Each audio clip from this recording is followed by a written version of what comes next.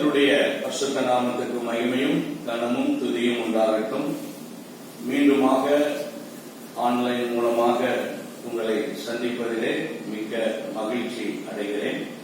சமயம் வாய்த்தாலும் வாய்க்காவிட்டாலும் திருவசனத்தை எந்தெந்த விதத்திலே கர்த்தருடைய நாமத்துக்கு மகிமையாக அறிவிக்க முடியுமோ அறிவிப்பதற்கு கர்த்தர் தந்த இந்த தருணங்களுக்காக நான் கர்த்தரை ஸ்தோத்திரிக்கிறேன். இந்த காலையிலும் இந்த தேவ செய்தியை கேட்டுக்கொண்டிருக்கிற உங்கள் ஒவ்வொருவரையும் ஆண்டவரும் இரட்சகருமாய் இருக்கிற இயேசு கட்டாயம் உங்களையும் உங்கள் குடும்பத்தையும் ஆசீர்வதிப்பார்.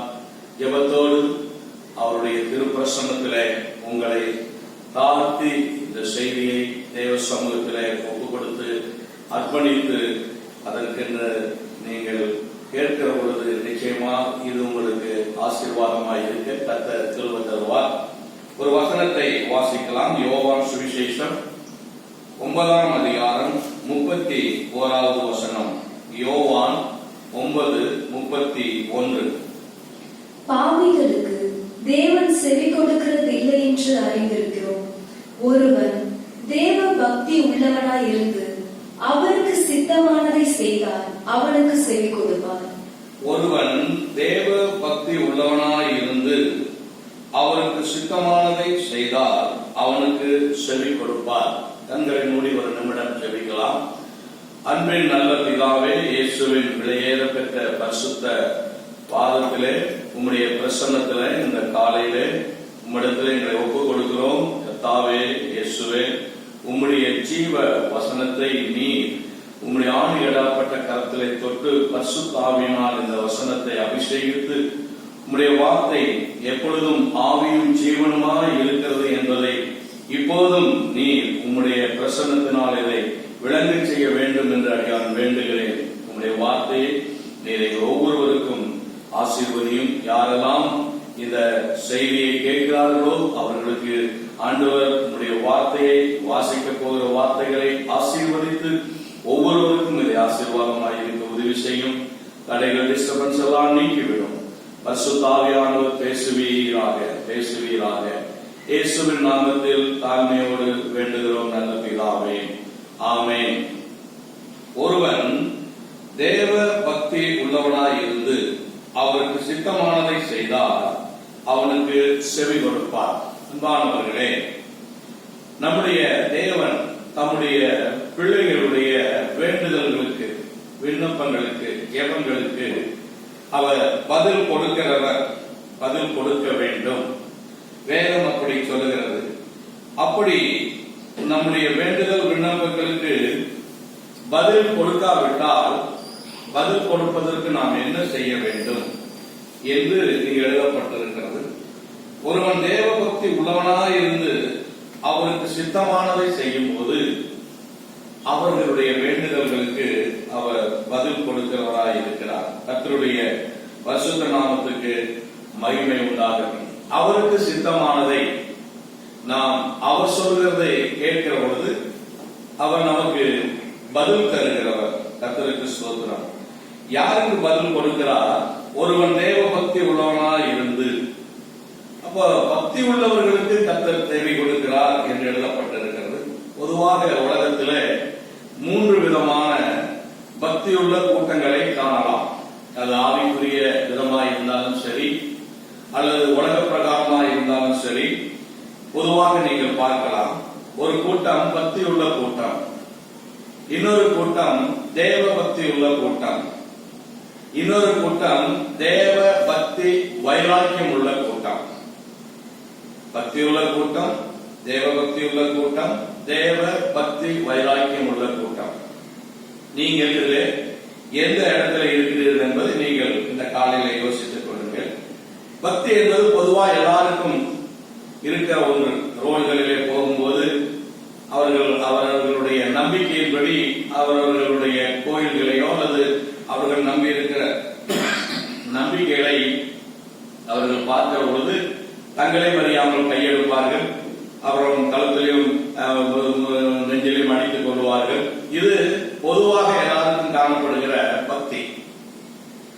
தேவ பக்தி என்று சொல்லுகிறது இயேசுவை நம்புகிற விசுவாசிகள், இயேசுவின் நாமம் தரிக்கப்பட்டவர்கள் அல்லது இயேசுவை தெய்வமாய் இருக்கிற விரும்புகிற ஒவ்வொருவருக்கும் இருப்பது தேவ பக்தி. ஆனால் பக்தி வைராக்கியம் என்பது இயேசுவுக்காக என்ன நடந்தாலும் நடக்கட்டும், என்ன வந்தாலும் வரட்டும் என்று சொல்லி அவரை உறுதியாக பற்றி கொண்டு உண்மையோடு ஆண்டவருக்காக வாழ வேண்டும் என்கிற அந்த ஒரு பாரமும் அந்த ஒரு வைராக்கியமும் நிறைந்த வாழ்க்கைதான் தேவ பக்தி வைராக்கியம். அருமையான விசுவாசிகளே, இந்த செய்தியை கேட்டுக்கொண்டிருக்கிற தெய்வ மக்களே, நம்முடைய வாழ்க்கையை இன்றைக்கு உலகத்திற்கு தேவை தேவ பக்தி என்கிற வைராக்கியம். நம்முடைய ஜெபத்தை கர்த்தர் கேட்க வேண்டுமானால் அவங்க இயேசு சொல்லுகிறார், நீ ஒரு தேவ பக்தியா இருந்து உன்னுடைய ஜெபத்துக்கு தேவன் செவி கொடுக்க வேண்டுமானால் அவருக்கு சித்தமானதை செய்ய வேண்டும். அப்போ நம்முடைய ஜெபத்துக்கு பதில் கொடுக்க தேவன் விரும்புகிற தேவனுக்கு சித்தமானதை நாம் செய்யும் போது அவர் நிச்சயமாய் நமக்கு செவி கொடுக்கிறவர். ஏனென்றால் நம்முடைய தேவனுக்கு ஒரு பெயர் உண்டு, ஜெபத்தை கேட்கிறவரே. ஜெபத்தை கேட்கிறவரே என்று நம்முடைய ஆண்டவர் இயேசுவுக்கு ஒரு பெயர் உண்டு. ஆயினாலே தேவனுக்கு சித்தமானதை செய்கிற தேவபக்தி உள்ள விசுவாசிகளாகிய உங்கள் ஜெபத்தை நிச்சயமாக இயேசு கேட்பார், பதில் வரும். நாம் நம்பிக்கையோடு காத்திருப்போம், கர்த்தர் நிச்சயமாய் பதில் தருவார். அப்ப தேவனுக்கு சித்தமானதை செய்தால் என்று இருக்க, இப்ப நம்முடைய ஜெபத்துக்கோ அல்லது நம்முடைய பக்திக்கோ பலன் வர வேண்டும், பிரயோஜனப்பட வேண்டும், நம்முடைய பக்திக்கு ஆசீர்வாதம் கிடைக்க வேண்டும். அப்படியானால் தேவ சித்தமானதை செய்ய வேண்டும். அப்படியானால் தேவ சித்தம் என்ன, தேவ பக்தியின் தேவ சித்தம் என்ன என்பதை இன்றைக்கு நாம் தியானிக்கலாம். யோவான் சுவிசேஷம் யோபின் புஸ்தகம் 4ஆம் அதிகாரம் 6வது வசனம். யோபின் புஸ்தகம் 4ஆம் அதிகாரம் 6வது வசனம் வாசிக்கலாம். உம்முடைய தேவ பக்தி உம்முடைய உறுதியாயும் உம்முடைய வழிகளின் உத்தமம் உம்முடைய நம்பிக்கையாயும் இருக்க வேண்டியதல்லவோ. மிக அருமையாக உம்முடைய தேவ பக்தி உம்முடைய உறுதியாயும். இயேசுவை நேசிக்கிறவர்கள், இயேசுவின் மீது பக்தி வைராக்கியம் காட்டுகிற விசுவாசிகள் தேவனுக்கு சித்தமானதை செய்ய வேண்டும். தேவனுக்கு சித்தமான பக்தி என்ன? உம்முடைய தேவ பக்தி உம்முடைய உறுதி. அப்ப தேவனுடைய மீது நாம் வைக்கிற பக்தியிலே உறுதி இருக்க வேண்டும், ஸ்திரம் இருக்க வேண்டும். தேவ பக்தி ஒரு நாளும் தற்காலிகமானதல்ல, காலத்துக்கு ஏற்றதல்ல, ஆட்களுக்கு ஏற்றதல்ல, சூழ்நிலைக்கு ஏற்றதல்ல. அதனால்தான் இந்த யோக பக்தன் சொல்கிறார், உம்முடைய தேவ பக்தி உம்முடைய உறுதியாக இருக்கணும். 3 அதிகாரத்தை முடித்து 4ஆம் அதிகாரத்துக்கு வருகிறார். முதல் 2 அதிகாரத்திலே அவர் பல நஷ்டத்தை சந்திக்கிறார், பல கஷ்டத்தை சந்திக்கிறார். அப்பொழுது அவருடைய நண்பர்கள் சொல்கிறார், உம்முடைய தேவ பக்தி உறுதியாக இருக்கணும். ஆம் அருமையானவர்களே, நாம் நம்பி இருக்கிற நம்முடைய கர்த்தர் நமக்கு தந்திருக்கிற இந்த பக்தியிலே எந்த சூழ்நிலையும் நாம் தற்காலிகமானவர்களாக அல்ல, உறுதியாக இருக்க வேண்டும். ஒரு வசனத்தை வாசிக்கலாம். 1 தீமோத்தேயு 6ஆம் அதிகாரம் 5ஆம் வசனத்தை வாசிக்கலாம். 1 தீமோத்தேயு 6:5. கெட்ட சிந்தை உள்ளவர்களும் சத்தியம் இல்லாதவர்களும் தேவ பக்தியை ஆதாய தொழில் என்று எண்ணுகிறவர்களுமாய் இருக்கிற மனுஷர்களால் உண்டாகும் மாறுபாடான தர்க்கங்களும் பிறக்கும். இப்படிப்பட்டவர்களை விட்டு விலகு. தேவ பக்தியிலே சில வகைகள் இருக்கிறது, வேறுபாடுகள் இருக்கிறது.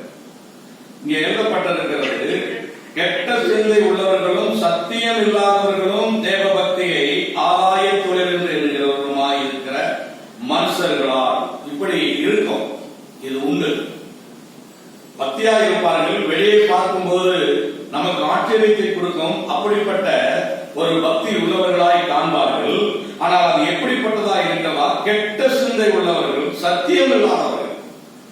சுருக்கமா சொன்னால், வெளி வேஷத்துக்கு பக்தியாக தங்களை காண்பித்துக் கொள்கிற கூட்டம் இது. இந்த பக்தி என்ன செய்கிறது?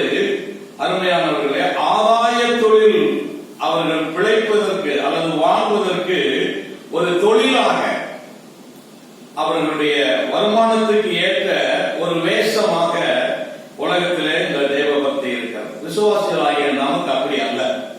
நம்முடைய தேவ பக்தி யோபை போல் இருக்க வேண்டும்.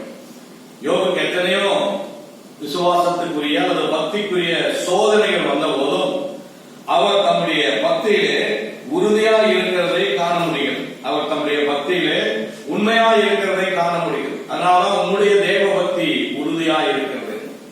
நாம் ஒரு நாளும் ஒருபோதும் இந்த தேவ பக்தி என்பது ஏதோ இந்த உலகத்துக்கு வாழ்வதற்காக நாம் நம்மை அமைத்துக் கொள்கிற பக்தி என்கிற ஒரு வேஷத்துக்குள் விசுவாசிகள் ஒரு நாளும் நம்மை மாற்றிக்கொள்ளக் கூடாது. நாம் அதில் விழிப்பாய் இருக்க வேண்டும்.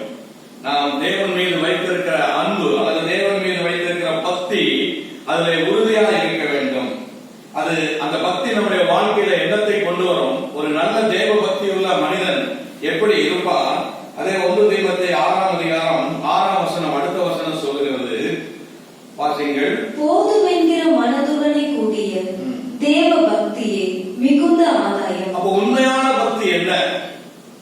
விசுவாசிகளாகிய நம்முடைய வாழ்க்கையிலே தேவன் நம்மை தெரிந்து கொண்டால் நாம் அவர் மீது பக்தியா இருக்கிறோம், உலகத்தை வெறுக்கிறோம், தேவனுக்கு பிரியமில்லாத காரியத்தை விட்டு விடுகிறோம், நாம் பக்தி உள்ளவர்களாக இந்த பூமியில வாழ வேண்டும் என்று அர்ப்பணித்திருக்கிறோம். ஆனால் அந்த பக்தி பிழைப்பதற்காக, ஆதாய தொழிலுக்காக வேஷம் போட்டு வாழ்கிற ஒரு நிலைக்கு நாம் போய்விடாதபடி நாம் உண்மையான ஒரு தேவ பக்தியா இருக்க வேண்டுமானால் நமக்கு இருக்க வேண்டியது வசனம் சொல்கிறது, போதும் என்கிற மனதுடன் கூடிய தேவ பக்தியே மிகுந்த ஆதாயம். அல்லேலூயா. கர்த்தருடைய பரிசுத்த நாமத்துக்கு மகிமை உண்டாகட்டும். சபையே, விசுவாசிகளே, நம்முடைய தேவ பக்தியிலே வெளிப்பட வேண்டிய ஒன்று, விசுவாசிகளாகிய நம்முடைய வாழ்க்கையிலே வெளிப்பட வேண்டிய ஒரு நல்ல காரியத்தை எழுதியிருக்கு, போதும் என்கிற மனம். இன்றைக்கு அநேக குடும்பங்களிலே இந்த போதும் என்கிற மன திருப்தி இல்லாததினால்தான் பல பிரச்சனைகள், பல கஷ்டங்கள், கடன்கள், வட்டி கட்டுகிறது, சமாதான கேடுகள், இவைகள் எல்லாம் எதனாலே வருகிறது? திருப்தியற்ற வாழ்க்கை. அதாவது போதும் என்கிற மனமில்லாத ஒரு அதிருப்தியோடு வாழ்கிற வாழ்க்கை. இதனாலதான் அங்கு பிரச்சனைகள் வருகிறது. ஆனா தேவ மக்களாகிய நாம், விசுவாசிகளாகிய நாம் ஒருபோதும் நம்முடைய தேவ பக்தியை உலகத்துக்குரிய ஒரு காரியமாய் நாம் காண்பிக்காதபடி இந்த தேவ பக்திக்கு ஒரு பெரிய பலன் இருக்கிறது. அந்த பலனிலே நாம் உறுதியோடு நிற்க வேண்டும், உண்மையோடு இருக்க வேண்டும். இந்த தேவ பக்தி நம்முடைய வாழ்க்கைக்கு தேவன் செவி கொடுக்கிற ஒன்றாக மாற்ற வேண்டும். நம்முடைய கூப்பிடுதலுக்கு தேவனுடைய செவி திறந்திருக்க வேண்டுமானால் நம்முடைய பக்தி தேவன் விரும்புகிற ஒரு தெய்வீக தன்மையுள்ள பக்தியாய் இருக்க வேண்டும். அப்பொழுதுதான் அது நமக்கு நன்மையை கொண்டு வரும். யோபின் புஸ்தகம் 2ஆம் அதிகாரம் 9வது வசனத்திலே அந்த பக்தனை இப்படி சொல்லுகிறார், வாசிங்கள். அப்பொழுது அவன் மனைவி அவனை பார்த்து, நீர் இன்னும் உம்முடைய உத்தமத்தில் உறுதியாய் நிற்கிறீரோ, தேவனை தூஷித்து ஜீவனை விடும் என்றார். இதுதான் உண்மையான தேவ பக்தியினுடைய ஸ்திரத்தன்மை, உறுதித்தன்மை. உங்களுடைய தேவ பக்தி உறுதியாய், விசுவாசிகளே, கர்த்தருடைய பிள்ளைகளே, இந்த சத்தத்தை, செய்தியை கேட்டுக்கொண்டிருக்கிற ஆவிக்குரிய தேவ மக்களே, நம்முடைய தேவ பக்தி எப்படி இருக்கிறது? எல்லாம் நன்மையாக, திருப்தியாக, சந்தோஷமாக, குறைவில்லாமல் இருக்கிற பொழுது, நமக்கு ஒரு பிரச்சனையுமே இல்லாத போது இந்த பக்தி என்கிற ஒன்று நம்மை சந்தோஷப்படுத்திக் கொண்டிருக்கிறதா?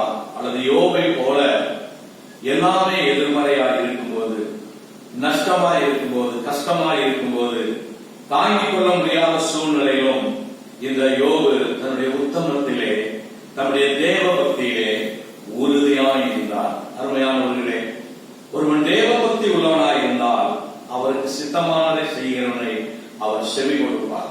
நம்முடைய தேவன் தம்முடைய பிள்ளைகளுக்கு செவி கொடுக்கிறார். எப்பொழுது? அவருக்கு சித்தமான தேவ பக்தி.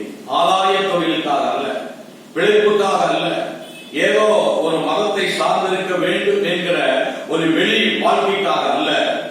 நாம் உண்மையாய், மனப்பூர்வமாய் ஆண்டவர் இயேசுவை நேசித்து நம்முடைய பக்தியிலே பரிசுத்தம், நம்முடைய பக்தியிலே உண்மை, பக்தியிலே உறுதி, நம்முடைய பக்தியிலே உத்தமம் என்னவென்றாலும் வரட்டும் என்று நாம் நிலைத்து நிற்கக்கூடிய யோபை போன்ற அப்படிப்பட்ட தேவதாசர்களை நம்முடைய கண்களுக்கு முன் நிறுத்தி நம்முடைய பக்தியிலே உறுதியாக இருந்தால் அன்பானவர்களே, அது உங்களுக்கு தேவன் செவி கொடுக்க பண்ணுகிற ஒரு பக்தியாய் மாறும். ஒரு நாளும் நாம் தேவ பக்தியின் ஒரு வாழ்க்கை இந்த உலகத்திலே வாழ்வதற்காக, ஆதாய தொழிலுக்காக பக்தியின் வேஷத்தை போட்டு வாழாதபடி அதனுடைய பலனை நாம் வெளிப்படுத்தி தேவனுடைய ஆசீர்வாதத்தை பெற்றுக்கொள்ள நம்மை அர்ப்பணிக்க வேண்டும். ஒருவன் தேவ பக்தி உள்ளவனாய் இருந்தால் தேவனுக்கு சித்தமானதை அவன் செய்யும் போது அவர் அவனுக்கு செவி கொடுப்பார். இரண்டாவதாக 1 தீமோத்தேயு 2ஆம் அதிகாரம் 10வது வசனம். தகுதியான வஸ்திரத்தினாலும் நாணத்தினாலும் தெளிந்த புத்தியினாலும் தேவ பக்தி உள்ளவர்கள் என்று சொல்லிக் கொள்ளுகிற ஸ்திரீகளுக்கு ஏற்றபடியே நற்கிரியைகளினாலும் தங்களை அலங்கரிக்க வேண்டும். கவனிங்கள், தகுதியான வஸ்திரத்தினாலும் நாணத்தினாலும் தெளிந்த புத்தியினாலும் தேவ பக்தி உள்ளவர்கள் என்று சொல்லிக் கொள்கிற ஸ்திரீகளுக்கு ஏற்றபடியே நற்கிரியினாலும் தங்களை அலங்கரிக்க வேண்டும். ஸ்திரீகளுக்கு என்ற வார்த்தை ஏதோ சகோதரிகளுக்கு மாத்திரம்தான் என்று நினைத்துவிடக் கூடாது. கிறிஸ்துவுக்குள் ஆண் என்றும் பெண் என்றும் இல்லை. அதனால வேதம் ஒரு நாளும் ஆண்களுக்கு தனியாக பெண்களுக்கு தனியாக வேறு குறித்து அல்ல. வேதம் எப்பொழுதும் ஆத்துமாக்களை குறித்த கரிசனையோடுதான் எழுதப்பட்டிருக்கிறது. அதனால ஒருவன் தேவ பக்தி உள்ளவனாய் இருந்து தேவனுக்கு சித்தமானதை செய்ய வேண்டும். அந்த தேவனுக்கு சித்தமானதை அவன் செய்யும் போது தேவன் அவனுக்கு செவி கொடுக்கிறார். அப்படியானால் தேவனுக்கு சித்தமானது என்ன எழுதப்பட்டிருக்கிறது? தேவ பக்தி உள்ளவர்கள் என்று சொல்லிக் கொள்கிற ஸ்திரீகளுக்கு அல்லது சகோதரர்களுக்கு ஏற்றபடி நற்கிரியினால் தங்களை அலங்கரிக்க வேண்டும். தங்கள் வாழ்க்கையிலே அவர்கள் நற்கிரியினால் கட்டப்பட வேண்டும் அல்லது அலங்கரிக்கப்பட வேண்டும். தங்களை அப்படிப்பட்ட நற்கிரிகளுக்கு அர்ப்பணித்துக் கொண்டு நற்கிரிகளை செய்கிற விசுவாசிகளாக இருக்க வேண்டும். அதைத்தான் அங்கு எழுதப்பட்டது. தங்களை அலங்கரிக்க வேண்டும். ஒரு ஸ்திரீ அல்லது ஒரு சகோதரன் தன்னை அலங்கரிப்பானால் எந்தெந்த விதத்திலே உலக பொருட்களை வைத்து தன்னை மேன்மையாய் நினைக்க வேண்டும், தன்னை பார்க்கிறவர்கள் ஆச்சரியமாய் பார்க்க வேண்டும் என்று அலங்கரிக்கிறார்களோ அப்படிப்பட்ட வெளிக்காரியத்தோடு அல்ல, ஆவிக்குரிய விதமாக நம்முடைய குணங்கள், நம்முடைய கிரிகள் தேவனுடைய பார்வையிலே நற்கிரிகளாய் இருக்கும் போது அது தேவ பக்தி உள்ள ஒரு சகோதரனாக சகோதரியாக நம்மை வெளிப்படுத்தும். இதை நாம் நன்றாக அறிந்திருக்க வேண்டும். சில சமயங்களிலே நாம் இதை மறந்து விடுகிறோம். பக்தியாய் இருக்கிறோம், ஆலயத்துக்கு வருகிறோம், கர்த்தருக்கு காணிக்கை கொடுக்கிறோம், கர்த்தருக்காக ஏதாவது செய்ய வேண்டும் என்று செய்கிறோம். ஆனால் இதுல முக்கியமானது நாம் செய்கிற ஒவ்வொரு காரியத்திலும் நாம் அறிந்திருக்க வேண்டும். அருமையானவரின் நற்கிரிகள் இங்கு சொல்லப்பட்டிருக்கிற வார்த்தையை பாருங்கள். தகுதியான வஸ்திரத்தினாலும் ஞானத்தினாலும் தெளிந்த புத்தியினாலும் என்று எழுதப்பட்டிருக்கிறது. அதுக்கு முந்தின வசனம் 9வது வசனம், ஸ்திரீகளும் மயிரை பின்னுதலினாலும் பொன்னினாலும் முத்துக்களினால் வெளியேறப்பட்ட வஸ்திரத்தினாலும் தங்களை அலங்கரியாமல். அப்போ வஸ்திரம் அல்லது பொன்னு விலையேறம் பெற்ற சில உபகரணங்கள், ஆபரணங்கள், இவைகளினாலே நம்மை அலங்கரியாதபடி நாம் தேவ பக்தி உள்ளவர்களாய் இருக்கிறோம் என்பதற்கு தேவன் நம்முடைய ஜெபத்துக்கு, நம்முடைய கூப்பிடுதலுக்கு செவி கொடுக்கிறதுக்கு தேவ சித்தமானது நம்முடைய வாழ்க்கையில நற்கிரிகளை செய்ய வேண்டும். ஒரு வசனத்தை வாசிக்கலாம். அப்போஸ்தலர் 9ஆம் அதிகாரம் 36வது வசனம். அப்போஸ்தலர் 9:36. யோப்பா பட்டணத்தில் கிரேக்கு பாஷையிலே தொர்கார் என்று அர்த்தம் கொள்ளும் தபித்தா என்னும் பேருடைய ஒரு சீஷி இருந்தார். அவள் நற்கிரியைகளிலும் தர்மங்களிலும் மிகுதியாய் செய்து கொண்டு வந்தார். அப்ப நற்கிரியை என்பது என்ன? அருமையானவர்களே, நம்மால் முடிந்த அளவு நாம் ஒரு பக்தி உள்ளவர்கள், இயேசுவை சார்ந்திருக்கிறவர்கள் என்பது நம்முடைய கிரியைகளிலே வெளிப்படுத்த வேண்டும். வெளி வேஷத்தில் அல்ல, அல்லது நம்முடைய பெயரினாலேயோ அல்லது நமக்கு இருக்கக்கூடிய பக்திக்குரிய அதிகமாக ஒரு தேவ பக்தி உள்ளவர்கள் என்பதை காண்பிக்க வேண்டுமானால் நற்கிரிகளை செய்ய வேண்டும். அந்த நற்கிரியை என்பது என்ன அழகாயிருக்கு.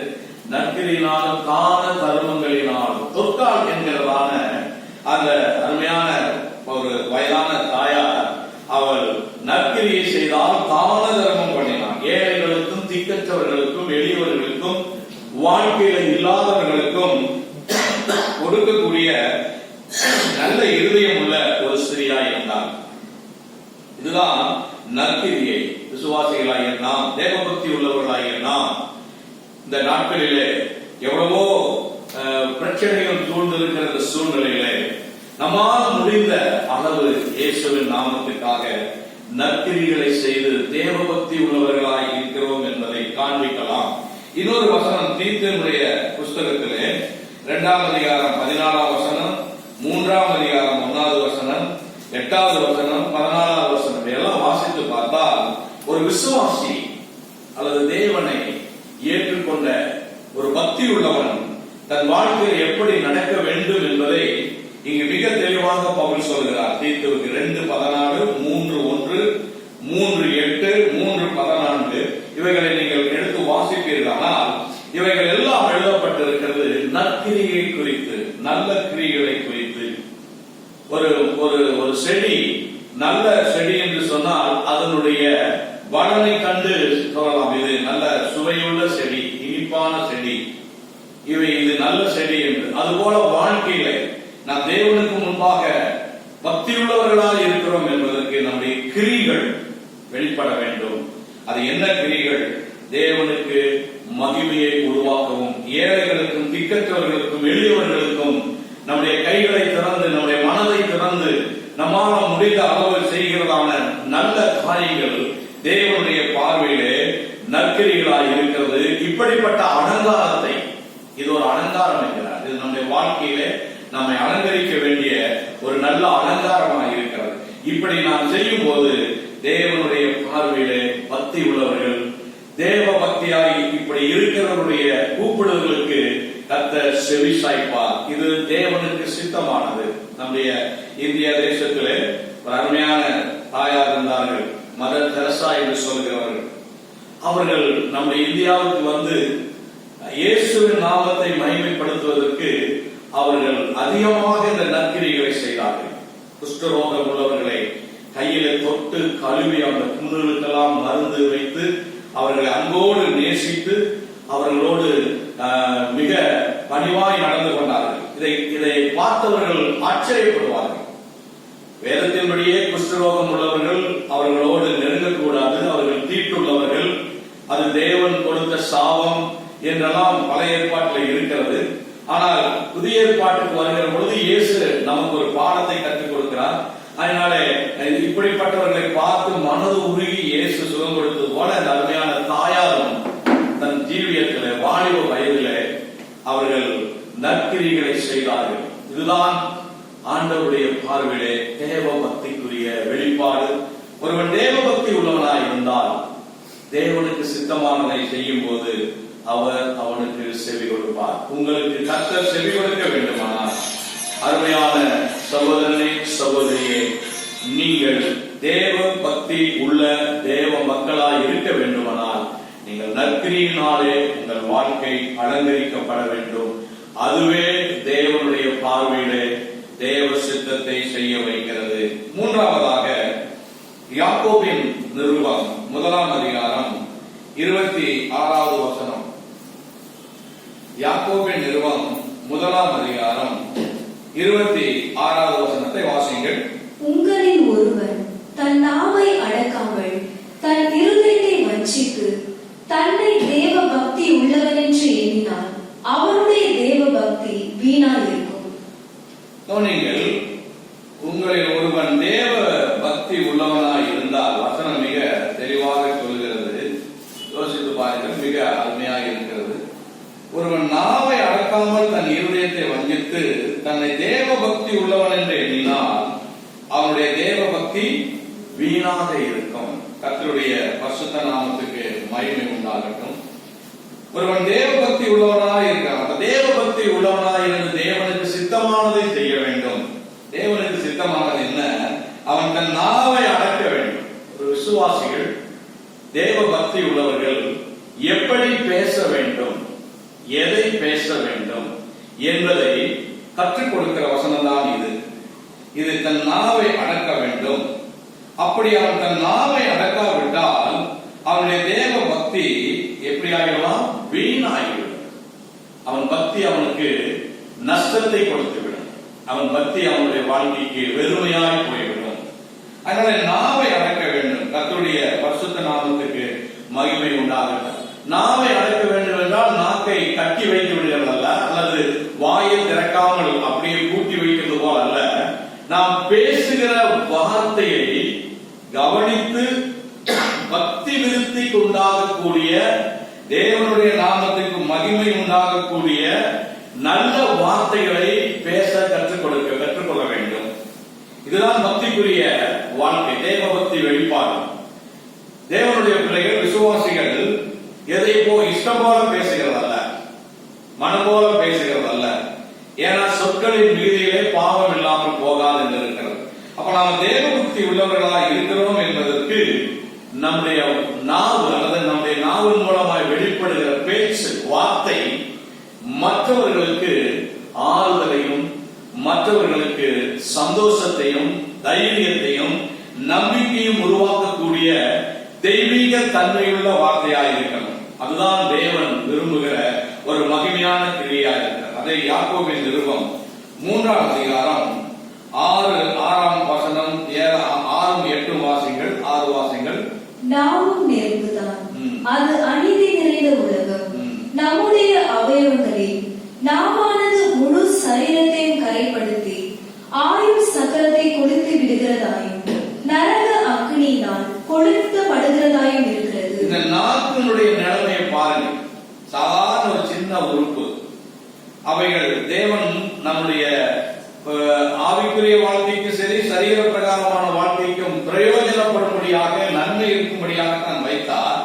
ஆனால் இந்த நாவு சரீரத்துக்குரிய காரியங்களை மாத்திரம் செய்துவிட்டு ஆவிக்குரிய விதமாய் நம்மை அழைத்து விடக்கூடாது.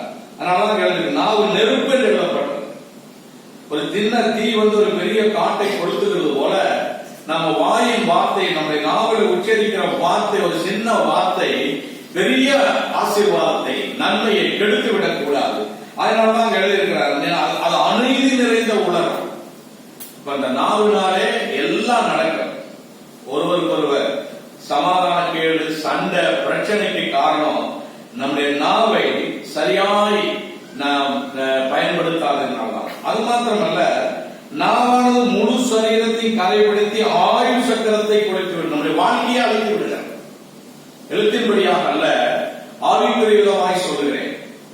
ஆவிக்குரிய தேவ மக்களாகிய நாம் பக்திக்குரிய வார்த்தைகளை நம்முடைய நாவினாலே நாம் சரியாய் பயன்படுத்துவோமானால் அவைகள் நமக்கு மிகுந்த ஆசீர்வாதத்தை கொடுக்கும்.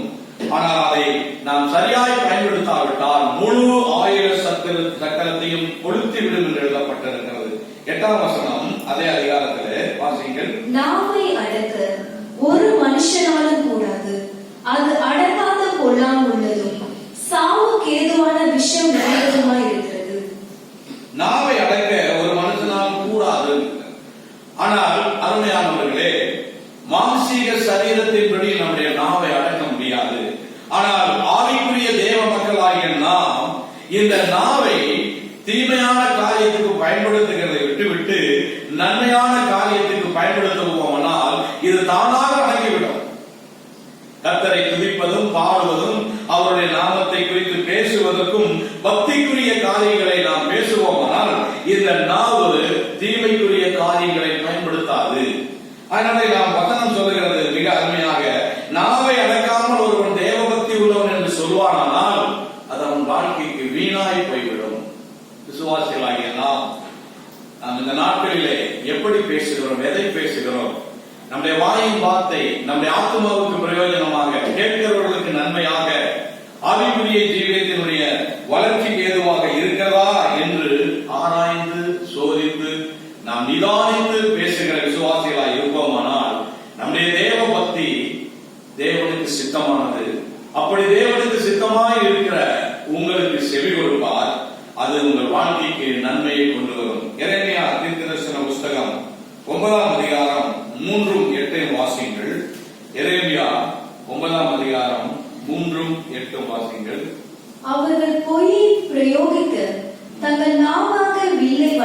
பண்ணினார்கள். அது மிக பயங்கரமாக எழுதியிருக்கிறது. அவர்கள் பொய்யை பிரயோகிக்க நாவாகிய வில்லை வளைக்கிறார்கள். அவர்கள் இந்த தேசத்திலே பலத்துக் கொள்வது சத்தியத்துக்காக அல்ல, பொல்லாப்பிலிருந்து பொல்லாப்புக்கு நடந்திருக்கிறார்கள், என்னையோ அறியாதிருக்கிறார்கள் என்று கர்த்தர் சொல்லுகிறார். நாவை அடக்காத விசுவாசிகள் அல்லது தேவ பக்தி உள்ள மக்களுடைய நிலைமை என்ன? அவர்கள் பொய்யை பிரயோகித்து தங்கள் நாவாகிய வில்லை வளைக்கிறார்கள். அவர்கள் இந்த தேசத்திலே வளர்த்துக் கொள்வது சத்தியத்துக்காக அல்ல. அவர்கள் நன்றாக வளர்கிறார்கள், நல்ல ஸ்திரமாக இருக்கிறார்கள், வசதியாக இருக்கிறார்கள். அது சத்தியத்தினால் அல்ல, இயேசுவினால் அல்ல, விசுவாசத்தினால் அல்ல, பக்தியினால் அல்ல, பொல்லாப்பிலிருந்து பொல்லாப்புக்கு நடந்தே இருக்கிறார்கள். அப்ப அவர்கள் உலகத்தில் இருக்கக்கூடிய மக்கள் தங்கள் நாவினாலே அவர்கள் என்ன செய்கிறார்கள்? மிக நன்றாக வளர்த்துக் கொள்கிறார்கள். அதாவது நல்ல வளமாய் இருக்கிறார்கள், செழிப்பாய் இருக்கிறார்கள், ஆசீர்வாதமாய் கூட இருக்கிறார்கள். ஆனால் அது எப்படி? பொல்லாப்பிலிருந்து பொல்லாப்புக்கு நடந்து இருக்கிறார்கள். தீமையை தீமையினாலே செயல்பட்டு நல்ல ஒரு வசதி படைத்தவர்களை போல வாழ்கிறார்கள். ஆனால் வசனம் சொல்கிறது, என்னையோ கர்த்தர் சொல்கிறார், என்னையோ அறியாது இருக்கிறார்கள் என்று கர்த்தர் சொல்கிறார். அப்ப நாவை ஆவிக்குரிய விதமாய், பக்திக்குரிய விதமாய், கர்த்தர் நாமத்துக்கு மகிமைக்குரிய விதமாய் பயன்படுத்தாத ஒவ்வொருவருடைய வாழ்க்கையும் ஒரு எச்சரிக்கை. ஒரு சமயம் கர்த்தர் என்னை ஆசீர்வதிக்கிறார், எனக்கு எல்லாருமே கொடுக்கிறார், நான் எல்லா நன்மையும் பெற்றிருக்கிறேன் என்று இந்த உலக நன்மையை கொண்டு நாம் ஒரு பொய்யான திருப்தியோடு வாழ்ந்துவிடக் கூடாது. நம்முடைய வாழ்க்கையில இருக்கிற எல்லா ஆசீர்வாதமும் கர்த்தரால் வந்ததா என்று நினைத்து அதை நாம் பற்றி இருக்க வேண்டும். ஏதோ பொய்யான வார்த்தைகளை சொல்லி ஒன்றும் இரண்டுமாய் அப்படியும் இப்படியும் பேசி சாமர்த்தியத்தினாலே சம்பாதித்து வளமாய் இருக்கிறேன், வசதியாய் இருக்கிறேன் என்று நாம ஏமாற்றிக் கொள்ளக்கூடாது. தேவபக்தி உள்ளவர்கள் தேவனை அறிந்து தேவனுக்கு விருப்பமான காரியத்தை செய்யும் போது அது அவர்களுக்கு நன்மையை கொண்டு வருகிறது. 8வது வசனம், அவர்கள் நாவு கூர்மையாக்கப்பட்ட அப்படிப்பட்டவர்கள் நாவு கூர்மையாக்கப்பட்ட அம்பு, அது கபடம் பேசுகிறது, அது கபடம் பேசுகிறது. அவனவன் தன் அயலானோடு தன் வாயினாலே சமாதானமாய் பேசுகிறான். ஆனாலும் தன் உள்ளத்திலே அவனுக்கு பதிவிடை வைக்கிறான், கண்ணி வைக்கிறான். வெளியே பேச்சு என்ற நன்மையை போல, பக்தியை போல, ஒரு ஆவிக்குரியவர்களை போல பேசுகிறார்கள். ஆனால் உள்ளம் எப்படி இருக்கிறது? தன்னோடு பேசுகிற சக மக்களுக்கு பதிவிடை வைக்கிறார்கள், அதாவது கண்ணி வைக்கிறார்கள். கீழே தள்ளுவதற்கு, குழியிலே தள்ளுவதற்கு அவர்கள் வலைகளை விரித்து வைக்கிறார்கள். அருமையான விசுவாசிகளே, தேவ மக்களே, ஒருவன் தேவ பக்தியாய் இருக்க வேண்டும். நீங்களும் நானும் இயேசுவை ஏற்றுக்கொண்டு தேவ பக்தி உள்ள தேவ மக்களாக இந்த பூமியிலே வாழ்ந்து கொண்டிருக்கிறோம். இந்த தேவ பக்தி உள்ள மக்களுடைய வாழ்க்கை வீணாகிவிடக் கூடாது. நம்முடைய தேவ பக்திக்கு தேவன் பலன் கொடுக்க வேண்டும், நன்மை கொடுக்க வேண்டும். இதை வீணாக்கி விடுவதற்கு சத்துரு இடம் கொடுத்து விடக்கூடாது, சத்துருக்கு இடம் கொடுத்து விடக்கூடாது. சத்துரு நம்முடைய நாவை பயன்படுத்தி ஆவிக்குரிய முழு ஆவிக்குரிய சக்கரத்தை அவன் கொளுத்தி விடக்கூடாது. நாம் மிக கவனமாய் நம்முடைய நாவை அடக்கி ஆளுவோமானால் தேவ பக்தி உள்ளவர்கள் அது தேவன் நமக்கு செவி கொடுக்க பண்ணும். 4வதாக 2 தீமோத்தேயு 3ஆம் அதிகாரம் 5வது வசனம். 2 தீமோத்தேயு 3ஆம் அதிகாரம் 5வது வசனம். தேவ பக்தியின் வேஷத்தை தரித்து அதன் பலனை மறுதலிக்கிறவர்களாயும் இருப்பார்கள், இப்படிப்பட்டவர்களை நீ விட்டு விலகு. தேவ பக்தியின் வேஷத்தை தரித்திருப்பார்கள், அதனுடைய பலனை மறுதலிக்கிறவர்களாய் இருப்பார்கள், இப்படிப்பட்டவர்களை விட்டு விலகு. கர்த்தருடைய பரிசுத்த நாமத்துக்கு மகிமை உண்டாகட்டும். தேவ பக்தி என்கிற ஒன்று எப்படி இருக்கிறது? வெளியே பார்ப்பதற்கு மிக அருமையாய் இருக்கிறது, பார்ப்பதற்கு சந்தோஷமாய் இருக்கிறது. ஆனால் அந்த பக்திக்கு ஒரு பலன் இருக்கிறது, ஆவிக்குரிய ஜீவியத்துக்கு ஒரு பலன் இருக்கிறது. விசுவாசிகளாகிய நமக்கு தேவன் கொடுத்திருக்கிற இந்த பக்தியின் வாழ்க்கையில ஒரு வல்லமை இருக்கிறது, தெய்வீக வல்லமை இருக்கிறது. இந்த வல்லமையை நாம் இழந்து விடக்கூடாது. அப்படி இழந்து விடுவோமானால் அது வீணாகிவிடும். என்ன சொல்கிறார்? இப்படிப்பட்டவர்களை விட்டு நீ விலகு. அப்படியானால் சில பக்தியான வேஷத்தை தரித்திருக்கிற தேவ மக்கள் இருப்பார்கள். அந்த பக்தியில அவர்கள் உண்மையாய் இருக்க முடியாது. அவர்களோடு சேர்ந்து நம்முடைய பக்தியை வீணாக்கி கொள்ளாதபடி அவர்களை விட்டு விலக வேண்டும். ஏசாயா சொல்லுகிற பொழுது, சீயோனிலே பாவிகள் திகைப்பார்கள் என்று எழுதப்பட்டது. சீயோன் என்றால் சபை. சபை என்பது விசுவாசிகள், இயேசுவை ஏற்றுக்கொண்ட மக்கள். இந்த இயேசுவை ஏற்றுக்கொண்ட மக்கள் எப்படி இருக்கிறார்கள்? சபையில இருந்தாலும் அங்கே அவர்கள் பாவிகளாய் இருக்கிறார்கள். பாவிகளாய் இருக்கிறார்கள். அங்கே திகைப்பார்களாம். உன்னத பாட்டிலே சொல்லும்போது எருசலேமின் குமாரத்திகள் என்று எழுதப்பட்டது. உன்னத பாட்டிலே சியோன் குமாரத்திகள் என்றும், கன்னிகைகள் என்றும், புறாவே என்றும், உத்தமையே என்றும் விசுவாசிகளை எழுதப்பட்டிருக்கிறது. இந்த சியோன் குமாரத்திகள், கன்னிகைகள், உத்தமைகள் என்று சொல்லுகிறவர்கள் தேவனுக்கு முன்பாக பக்தி வைராக்கியமாய் வாழ்கிற உண்மை விசுவாசிகள். ஆனால் எருசலேம் குமாரத்திகள் என்று சொல்லுகிற கூட்டம் யார் என்றால், சபையிலே இருப்பார்கள், எருசலேம் என்கிற சபையிலே இருப்பார்கள், சத்தியத்தை கேட்பார்கள், வசனத்தை கேட்பார்கள், ஆனால் அதில் வளர்ச்சி இல்லாமல் இருந்து கொண்டிருப்பார்கள். பக்திக்குரிய வாழ்க்கையின் அந்த வெளிப்பாடு இல்லாமல் இருப்பார்கள்.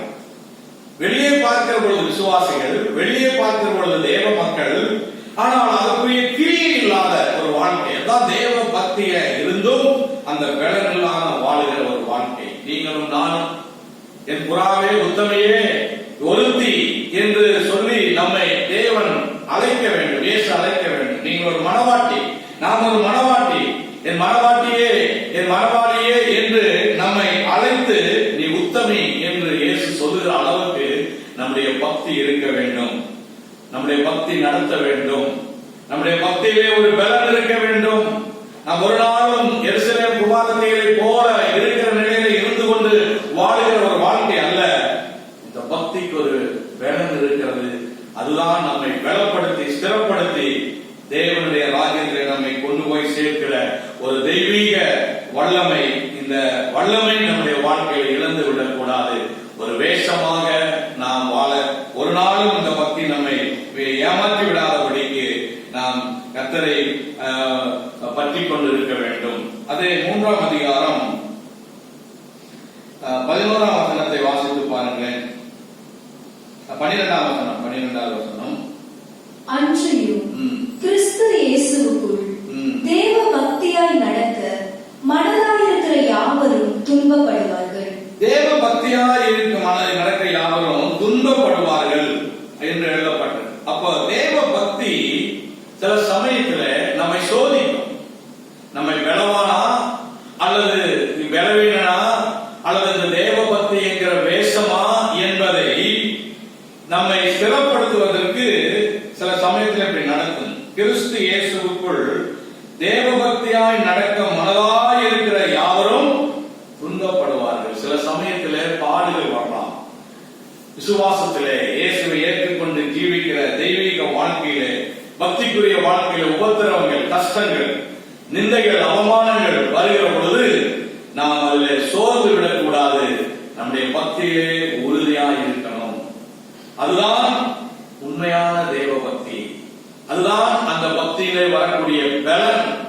என்ன வந்தாலும் வரட்டும், நான் இயேசுவை நம்பி இருக்கிறேன் என்று யோவை போல உறுதியாக இருக்கும் போது உபத்திரங்கள், பாடுகள், கஷ்டங்கள், பலவிதமான கண்ணீரின் பாதைகள் ஒரு நாளும் தேவ பக்தி உள்ள விசுவாசிகளுடைய பலனை, நம்பிக்கை, விசுவாசத்தின் உறுதியை அவர்களை ஒரு நாளும் கீழே தள்ள முடியாது. அவர்கள் மேலும் மேலும் பக்தியிலே வளருவார்கள். அதனாலே சில சமயத்துல பக்தியாய் இருக்கும் போது நம்மிடத்திலே நண்பர்களாய் இருக்கிறவர்கள் பகைப்பார்கள், உறவுகளாய் இருக்கிறவர்கள் வெறுப்பார்கள். தேவனோடு இணைந்து வாழும்போது, தேவனோடு நெருங்கி வாழும்போது, பக்திக்குரிய காரியத்திலே வளரும் போது, கர்த்தருக்கு பிரியமாய் வளரும் போது சில மாமிசீகத்துக்குரியவர்கள் நம்மை வெறுப்பார்கள், இகழ்வார்கள், நம்மை வேற்றுமை பிரிவினைப்படுத்துவார்கள். துன்பத்துக்குரிய காரியங்கள், உபத்திரத்துக்குரிய காரியங்கள் நடக்கலாம். பயப்பட வேண்டாம். வேதம் அப்படி சொல்லுது. அப்படி நடந்தாலும் அது உங்களுக்கு நன்மையாகவே முடியும் என்று சொல்லப்பட்ட ஒருவன் தேவ பக்தி உள்ளவனாயிருந்தால் நாம் என்ன செய்ய வேண்டும்? அருமையானவர்களே, அந்த பக்தியினுடைய பலனை நாம் உறுதியாக பற்றிக் கொள்ள வேண்டும். கடைசியாக வசனத்தை வாசித்து ஜெபிக்கலாம். 1 தீமோத்தேயு 3ஆம் அதிகாரம் 16வது வசனம். அன்றியும் தேவ பக்திக்குரிய ரகசியமானது யாவரும் ஒப்புக்கொள்ளுகிறபடியே மகா மேன்மையுள்ளது. தேவன் மாம்சத்திலே வெளிப்பட்டார், ஆவியிலே நீதியுள்ளவர் என்று விளக்கப்பட்டார், தேவ தூதர்களால் காணப்பட்டார், புற சாதிகளிடத்தில் பிரசங்கிக்கப்பட்டார், உலகத்திலே விசுவாசிக்கப்பட்டார், மகிமையிலே ஏறெடுத்துக் கொள்ளப்பட்டார். கவனிங்கள், தேவ பக்திக்குரிய ரகசியம். ஒருவன் தேவ பக்தி உள்ளவனாய் இருந்தால் தேவனுக்கு சித்தமானதை அவன் செய்யும் போது தேவன் அவனுக்கு செவி கொடுப்பார். தேவனுக்கு சித்தமானது என்ன? அருமையானவர்களே, இங்கே சொல்லப்பட்டிருக்கிறது தேவ பக்தி என்கிறது ஒரு ரகசியம். இந்த ரகசியத்தை விளங்கிக் கொண்டு அவருடைய வாழ்க்கையிலே நாம் உண்மையாக இருக்கும் போது தேவ பக்திக்குரிய ரகசியமானது யாரும் ஒப்புக்கொள்ளுகிறபடியே மகா மேன்மை உள்ளது. அப்ப தேவ பக்தி என்பது ஏதோ இந்த உலகத்தோடு முடிந்து விடுகிறது அல்ல, அல்லது இந்த உலகத்திலே வாழ்வதற்காக மாத்திரம் செய்கிறது அல்ல. அருமையானவர்களே, இது எவ்வளவு மகிமையானது! ஒரு ரகசியம். இது எல்லாருக்கும் கிடைக்காது. நம்முடைய இந்தியாவில் அல்லது நாம் வாழ்கிற பகுதியிலே பல 100 மக்கள் வாழ்ந்து கொண்டிருந்தாலும் எல்லாருக்கும் இந்த தேவ பக்தியின் ரகசியம் வெளிப்படவில்லை. இது எவ்வளவு மகா மேன்மை உள்ளது என்பது அறியவில்லை. இது ஏன் மகா மேன்மை உள்ளது, இது ஏன் ரகசியம் என்று சொல்கிறார். அதே தீமோத்தேயு 4ஆம் அதிகாரம் 1 தீமோத்தேயு 4ஆம் அதிகாரம் 8ஆம் வசனத்தை வாசியுங்கள். சரீர முயற்சி அற்ப பிரயோஜனம் உள்ளது. சரீர முயற்சி அற்ப பிரயோஜனம் உள்ளது. தேவ பக்தியானது இந்த ஜீவனுக்கும் இதற்கு பின்வரும் ஜீவனுக்கும் வாக்குத்தத்தம் உள்ளவைகளாகையால் எல்லாவற்றிலும் பிரயோஜனம் உள்ளது. அல்லேலூயா. கர்த்தருடைய பரிசுத்த நாமத்துக்கு மகிமை உண்டாகட்டும். அருமையான விசுவாசிகளே, இந்த செய்தியை கேட்டுக் கொண்டிருக்கிற தேவ மக்களே, தேவ பக்தி என்பது எவ்வளவு மகிமையானது, மேன்மையானது. இது தேவனுடைய பார்வையிலே ரகசியமானது. ஆண்டவர் உங்களுக்கு மிக நேர்த்தியாக இந்த பாக்கியத்தை தந்திருக்கிறார். தேவ பக்தியாக இருக்கிற ஒவ்வொரு விசுவாசிகளுக்கு கிடைச்ச ஒரு பாக்கியம் என்ன? இந்த உலகத்தோடு இந்த பக்தி முடிந்து விடாது, வாழ்வதற்காக போட்ட பக்தி முடிந்து விடாது. இந்த பக்தியினுடைய மேன்மை என்ன? இயேசு சொல்லுகிறார், அல்லது பவுல் அதை குறித்து மிக தெளிவாய் சொல்லுகிறார். தேவ பக்தியானது இந்த ஜீவனுக்கும், இந்த பூமியிலே வாழ்கிற வாழ்க்கைக்கும், இதற்கு பின்வரும் ஜீவனுக்கும். இதற்கு பின் ஒரு மனிதனுடைய வாழ்க்கை இந்த உலகத்தோடு முடிந்து விடுகிறது அல்ல. நாம் இந்த உலகத்திலே நம்முடைய ஓட்டத்தை முடிக்கும் போது இதற்கு பின்வருகிற ஜீவன், அதாவது நித்தியமாக வாழ வேண்டிய ஒரு வாழ்க்கை இருக்கிறது. இந்த பூமியிலே மனிதனுக்கு வேதம் இந்நாட்களிலே 70 வருடம் பலத்தின் மிகுதியினாலே 80 இருக்கிறது. அதற்கு பிற்பாடு அவன் எங்கே போகிறான்? அவன் போக வேண்டிய இடம் 2 இடம் இருக்கிறது. ஒன்று பரலோகம், இன்னொன்று நரகம். அதுதான் நித்தியமானது. நரகத்துக்கு யாரும் போக வேண்டியதில்லை. தேவன் வைத்திருக்கிற மகா மேன்மை என்று சொல்கிற தேவ பக்தியின் ரகசியமாகிய இனி இருக்கக்கூடிய நித்தியமாகிய அந்த ஜீவனுக்கு, நித்திய ஜீவனுக்கு, பரலோக ராஜ்யத்துக்கு நம்மை வழிநடத்தக்கூடியதுதான் இந்த தேவ பக்தி. இன்றைக்கு அநேகர் இதை நாம் நினைக்கிறதில்லை. ஏதோ இந்த உலகத்தில் பக்தியாய் வாழ்ந்தால் போதும், காலத்தை கடத்தினால் போதும் என்று நாம் நினைத்து விடுகிறோம். அல்லது இந்த உலகத்தில் பக்தியாய் இருந்தால் தான் வாழ முடியும், கர்த்தர் நம்மை ஆசீர்வதிப்பார், பக்தி இல்லாமல் இருந்தால் ஆசீர்வாதம் தடைவிட்டுவிடும், பிரச்சனைகள் வந்துவிடும் என்று உலக நன்மையை கருதி நாம் பக்தி உள்ள விசுவாசிகளாய் இருக்கவே வேண்டாம். அப்படி இருப்போமானால் அது நமக்கு ஆசீர்வாதமாக இருக்காது. ஒன்றை உறுதியாக நாம் நம்முடைய இருதயத்தை எடுக்க வேண்டும். நான் தேவ பக்தியாக இருப்பது, இயேசுவின் மீது அன்பையும் நேசத்தையும் வைத்திருக்கிற இந்த நேசமும் இந்த பக்தியும் என் வாழ்க்கையில இந்த உலகத்துக்கு மாத்திரமல்ல, நித்தியத்துக்கு, பரலோகத்துக்கு என்னை கொண்டு போய் சேர்ப்பதற்கு இந்த பக்தி எனக்கு பிரயோஜனம் உள்ளது. நாம் காரியத்துக்கும் ஒரு பிரயோஜனம் இருக்க வேண்டும். பிரயோஜனம் இல்லாத எந்த காரியத்தை செய்தாலும் அது அவர்களுக்கு வீண் வேஸ்ட். அப்ப தேவ பக்தி என்பது அருமையானவர்களே மகா மேன்மையானது. இது தேவனுடைய ரகசியம். உங்களுக்கு ஆண்டவர் இந்த ரகசியத்தை வெளிப்படுத்தி இருக்கிறார். உங்களுக்கு ஆண்டவர் இந்த ரகசியத்தை கொடுத்திருக்கிறார். இந்த ரகசியத்தில் வாழும்படி தேவன் உங்கள் கண்களை திறந்திருக்கிறார். இது தேவன் உங்களுக்கு வைத்திருக்கிற மகா மேன்மையானது. இந்த மேன்மை என்பது என்ன? எந்த ஜீவனுக்கும் இனிவரும் ஜீவனுக்கும் நித்தியமாய் இருப்பதற்கும் பிரயோஜனமான ஒன்றுதான் இந்த தேவ பக்தி என்றா இருக்கிறது. கர்த்தருடைய பரிசுத்த நாமத்துக்கு மகிமை உண்டாகட்டும். நம்முடைய பக்தி பூமியோடு முடிந்து விடுகிறது அல்ல. நாம் கர்த்தரை பற்றி கொண்டு வாழ்கிற வாழ்க்கை மேன்மை என்ன? நித்தியத்தை நிரந்தரமாய் சுதந்திரித்துக் கொள்வதற்கு கர்த்தர் வைத்திருக்கிற ஒரு பிரயோஜனமான வழிதான் இந்த தேவ பக்திக்குரிய ஒரு வழியாக இருக்கிறது. அதைத்தான் இயேசு சொன்னார், ஒருவன் தேவ பக்தி உள்ளவனாய் இருந்து அவருக்கு சித்தமானதை செய்தால் அவனுக்கு செவி கொடுப்பார். தேவனுக்கு சித்தமானதை செய்கிற நாம் விசுவாசிகளாய் இருக்க வேண்டும். தேவனுக்கு சித்தமானது என்ன? தேவ பக்தியிலே உறுதியாய் இருக்க வேண்டும். தேவனுக்கு சித்தமானது என்ன? அருமையானவர்களே, நற்கிரிகளினாலே நாம் அலங்கரிக்கப்பட வேண்டும். தேவனுக்கு சித்தமான தேவ பக்தி என்ன? நம்முடைய நாவை அடக்கி ஆட வேண்டும். தேவனுக்கு சித்தமானது என்ன? தேவ பக்தி என்கிற பெலனை நாம் தரித்திருக்க வேண்டும். தேவனுக்கு சித்தமானது என்பது என்ன? தேவ பக்தி ஒரு ரகசியம். அது இந்த பூமிக்கும் இந்த ஜீவனுக்கும் உரியது, இனிவரும் ஜீவனுக்கும் உரியது. அது நமக்கு ஆவி ஆத்மா சரீரத்துக்கு பிரயோஜனத்தை கொடுக்கக்கூடிய ஒன்று. இப்படி தேவனுக்கு சித்தமானதை நீங்கள் செய்யும் போது ஆண்டவர் உங்களுக்கு செவி கொடுப்பார். உங்களுடைய கூப்பிடுதலுக்கு அவர் இறங்குவார். உங்கள் ஜெபத்துக்கு பதில் வரும். கர்த்தர் உங்களை ஆசீர்வதிப்பார். நாம் கண்களை மூடி ஜெபிக்கலாம். Praise the Lord. துதிக்கிறோம், துதிக்கிறோம். நன்றி, நன்றி, நன்றி, நன்றி, நன்றி, நன்றி. பரலோகத்தின் பரிசுத்த பிதாவே, இயேசுவின் விலையேற பெற்ற நாமத்திலே இந்த அருமையான வேளையில ஆண்டவரே, நீர் கொடுத்த உம்முடைய வசனத்தை, இந்த செய்தியை ஆண்டவரே உம்முடைய நாமத்தின் மகிமைக்காக ஆண்டவர் நீர் பேசி வெளிப்படுத்துறதுக்காக உமக்கு ஸ்தோத்திரம். ஆண்டவரே, அடியானும் அடியார்களும் ஆண்டவரே உமக்கு பக்தி உள்ளவர்களாக இருக்க, தேவ பக்தி உள்ள தேவ மக்களாய் இருக்கவும் ஆண்டவரே நீர் எங்களுக்கு செவி கொடுக்கும்படி உமக்கு சித்தமானதை நாங்கள் செய்யவும் நீர் எங்களை நடத்தும். ஆண்டவரே, ஒரு நாளும் ஒருபோதும் எங்களுடைய தேவ பக்தி வேஷமாய் மாறிடக்கூடாது.